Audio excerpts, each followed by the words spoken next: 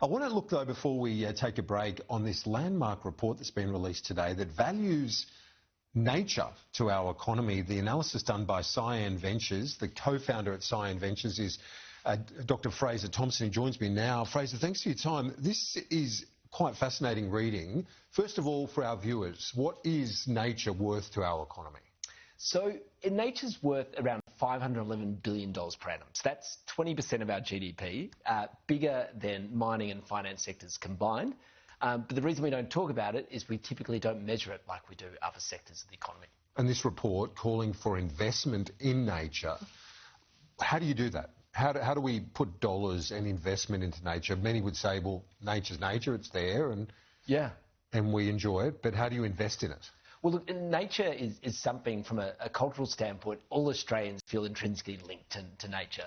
Our land of sweeping plains is something intrinsic to us, but we haven't really thought about it as the economic engine that it is.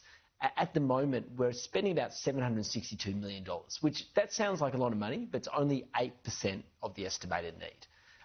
And we believe it's actually really crucial to get more towards this 1% target of the government budget to safeguard all the contribution that nature makes to every sector of Australia's economy. So is it things like avoiding the degradation of forests or mangroves? Mangroves which are really an important carbon sink.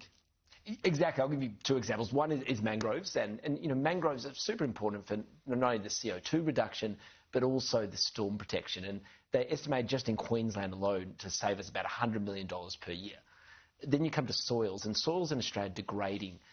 We've got increased salinity and soil erosion, and that costs farmers about $3 billion per annum alone. So those are just two examples of a much bigger challenge that we face with nature degrading. But and so the soil degradation is one thing, but also if you rehabilitate that, correct me if I'm wrong, that also has its own carbon strengths in terms of being a sink for carbon reduction, as is the mangrove. Yeah, absolutely. There's a number of what we call co-benefits. CO2 is a big one. So this rehabilitation means that we can reduce some of the carbon emissions associated with it, but we can also safeguard nature.